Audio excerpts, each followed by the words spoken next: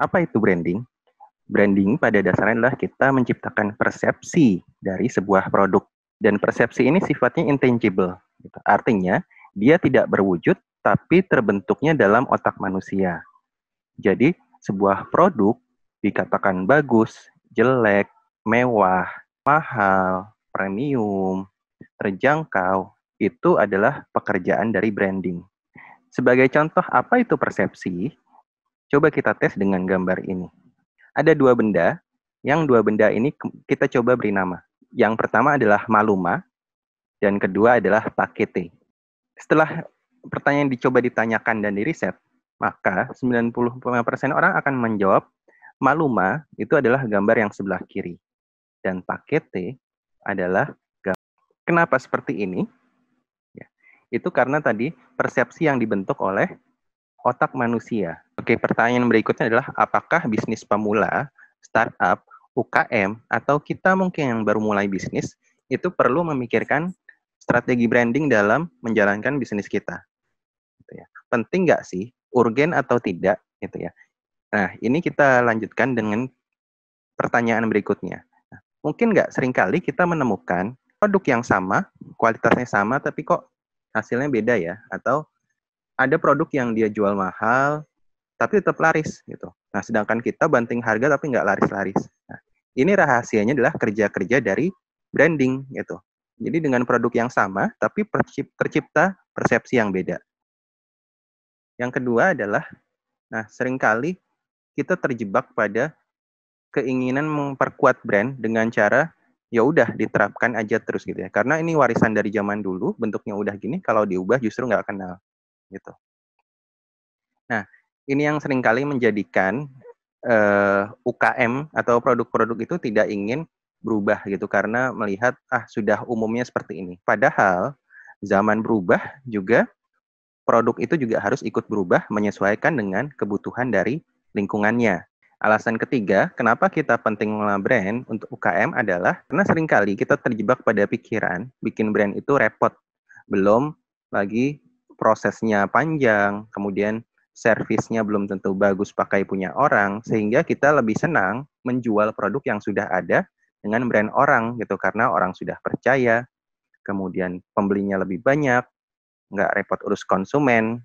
Kesimpulannya adalah 3 hal pertanyaan ini yang akan menjadi jawaban kenapa kita perlu menerapkan branding di dalam bisnis kita. Berikutnya kita masuk ke definisi apa sih itu branding. Gitu. Apakah itu logo, apakah itu iklan, apakah itu sekedar bikin story atau copywriting, ya. Ataukah ya banyak istilah yang mungkin terlihat branding itu rumit. Dan pertanyaan yang sering muncul adalah apakah branding itu berdampak langsung terhadap penjualan. Nah, sebenarnya itu kan yang dibutuhkan oleh UKM ya. Salahnya adalah branding itu menciptakan persepsi. Jadi branding tidak menciptakan selling, tapi branding menciptakan pelanggan. Sehingga dan pelanggan inilah yang akan membuat budget iklan kita semakin rendah. Kenapa? Karena bisa jadi orang-orang itu yang akan merekomendasikan untuk beli produk kita. Jadi tidak serta-merta berpengaruh terhadap selling, tapi sejalan beriringnya waktu, maka selling kita akan naik sendiri karena rekomendasi dari para loyalis-loyalis yang ada. Oke, kemudian pertanyaannya adalah, kemarin kita baru diramaikan dengan fenomena ini ya, Odading Mang Oleh yang membuat antrian sangat panjang sekali, gitu ya. Apakah ini termasuk kita bilang branding yang kuat karena sudah menciptakan banyak pelanggan? Atau kita mungkin juga ingat fenomena beberapa tahun silam ya, kayak ada Kepal Milo viral, kemudian ada juga franchise-franchise yang muncul dengan stand-stand kecil gitu ya, dengan brand yang cukup bagus. Apakah itu branding yang kuat? Untuk menjawab pertanyaan ini, kita kembali ke pertanyaan, apakah mereka adalah loyalis? Apakah mereka orang yang setia? Apakah mereka membeli sekali karena penasaran atau mereka membeli berkali-kali karena memang berhasil menciptakan nilai yang sesuai? Nah, jawabannya adalah seringkali mereka mencoba sekali itu karena viral. Apakah itu kita sebut branding? Iya, itu branding. Tapi apakah itu kita sebut brand yang kuat? Itu hanya salah satu alat ukur dari branding yang kita sebut dengan brand equity. Gitu. Nah, berarti brand equity ini ada banyak. Gitu. Nah, berarti brand equity ini ada banyak alat ukur lain, bukan hanya dari sisi virality atau awareness seperti itu. Jadi salah satu tangga yang pertama memang benar awareness di mana banyak orang melihat. Tapi ada banyak tangga berikutnya seperti orang harus menguji setelah mencoba kemudian dia bisa membuktikan ya bahwa memang apa yang dijanjikan itu sesuai. Kemudian dan masih ada banyak tangga lain untuk mencapai ke sebuah brand yang kuat ya. Sampai nanti akhirnya pada ke loyalitas gitu.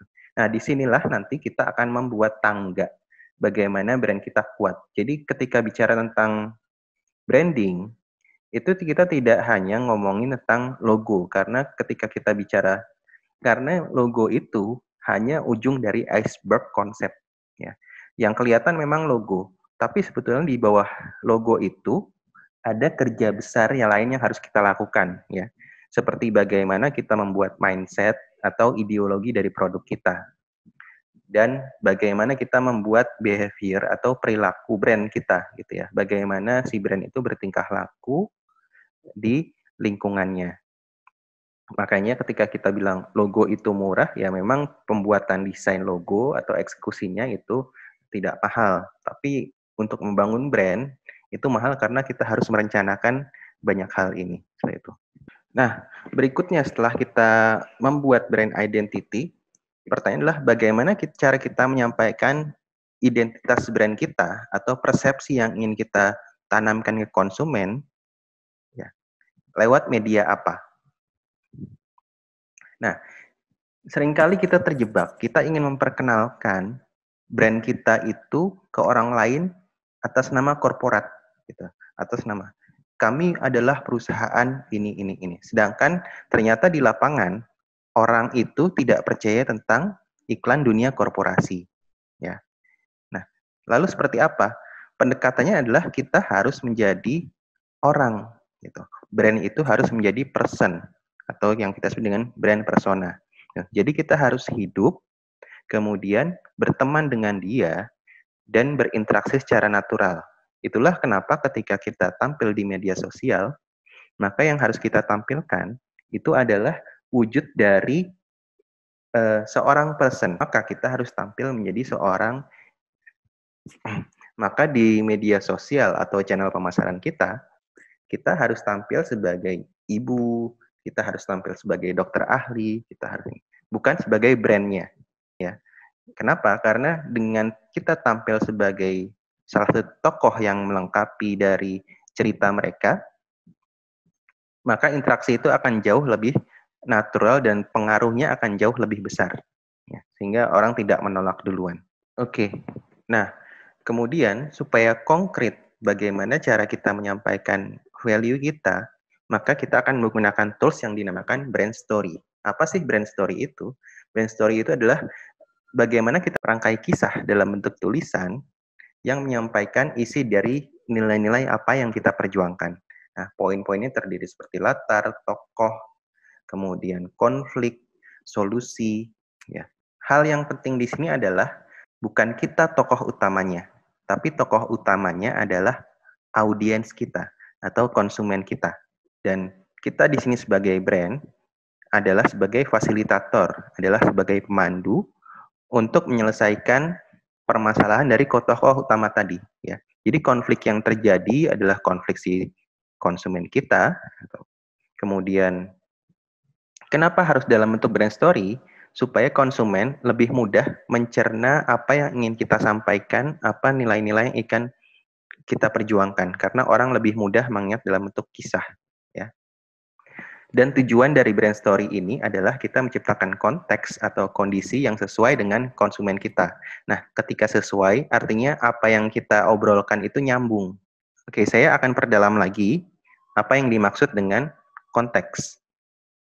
Nah, ada kondisi seperti ini. Ya. Konteks yang dihadapi oleh bapak-bapak adalah melihat, oh artis lagi jalan-jalan punya anak 5. Gitu ya. Tapi konteks yang dihadapi ibu-ibu adalah, wah gendongannya simple ya, Instagramable, jadi nggak repot bawa anak kalau pergi. Jadi sebuah kondisi itu tidak bisa dimengerti oleh banyak orang sekaligus.